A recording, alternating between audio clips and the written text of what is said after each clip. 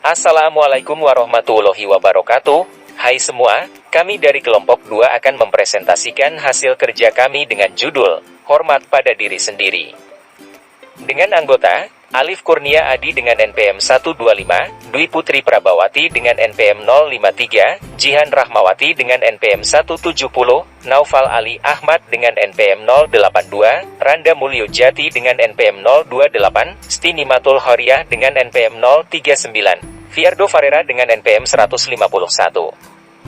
Berikut paparan materi yang akan kami bahas yaitu 1. Arti hormat terhadap diri sendiri. 2. Pemberian rasa hormat. 3. Bentuk hormat terhadap diri sendiri. 4. Pengendalian diri. 5. Manfaat hormat terhadap diri sendiri. Arti hormat terhadap diri sendiri. Apabila kita dapat menghormati diri sendiri, maka akan menimbulkan efek positif khususnya bagi diri sendiri dan lingkungan pada umumnya. Hormat pada diri sendiri mempunyai arti yaitu memilih dan menentukan perbuatan yang tidak menyakiti, mencelakai, mengotori, menodai, dan merusak diri sendiri, jasmani dan rohani.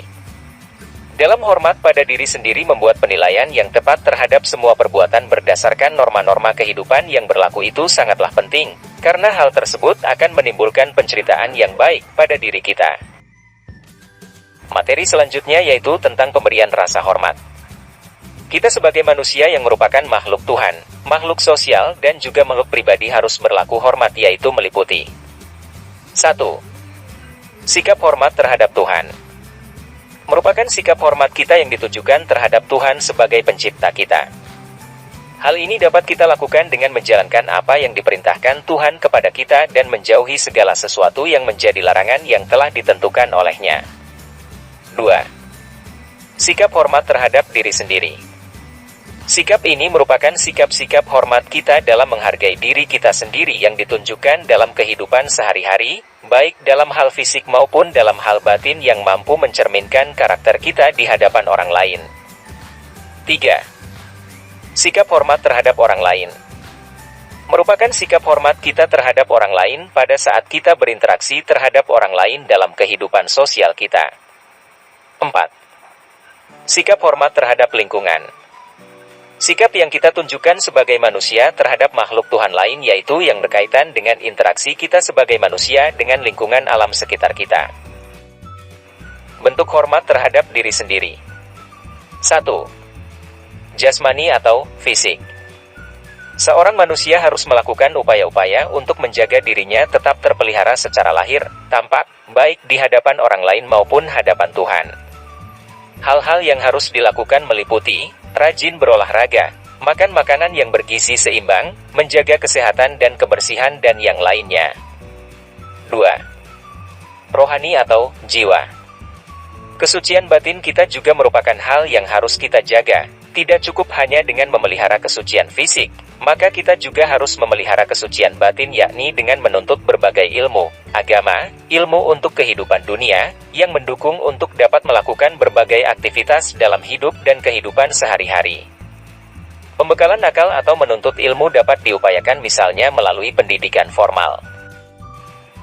Pengendalian diri. Pengendalian diri merupakan suatu keinginan dan kemampuan dalam menggapai kehidupan yang selaras, serasi dan seimbang pada hak dan kewajibannya sebagai individu dalam kehidupan keluarga, masyarakat, bangsa dan negara. 1. Sabar. Dengan sikap sabar maka akan membentuk pribadi seseorang menjadi lebih tenang dalam menghadapi masalah hidup. 2. Percaya diri. Orang yang percaya diri berarti orang yang memiliki keyakinan yang kuat akan kemampuan atau kelebihannya. 3. Teguh pendirian, istiqomah. Melalui sikap ini maka akan dibentuk karakter orang yang tegas dan tidak mudah goyah serta orang yang tidak mudah putus asa dalam menghadapi kehidupan walau mengalami kekecewaan hidup. 4. Jujur. Dengan sikap jujur maka kita akan dipercaya oleh orang lain dalam tutur kata maupun dalam menjalankan amanah. 5. Bekerja keras. Orang yang bekerja keras adalah orang yang dapat memanfaatkan waktunya dengan baik. 6. Disiplin. Sikap disiplin ini dapat membentuk karakter yang taat terhadap norma-norma atau peraturan yang ada. Yang terakhir adalah manfaat hormat pada diri sendiri. 1. Orang lain dapat menilai dari apa yang kita lakukan terhadap diri kita sendiri. 2. Kita mampu mengetahui kelemahan maupun kelebihan terhadap diri kita. 3. Membangun image yang baik di masyarakat. 4. Hidup menjadi tenang dan damai, terhindar dari berbagai penyakit. 5. Tidak mudah terpengaruh hal-hal yang tidak terpuji. 6. Dapat mengoptimalisasikan kemampuan atau bakat yang ada pada diri kita. Itulah hasil presentasi dari kelompok kami. Saya akhiri, wassalamualaikum warahmatullahi wabarakatuh.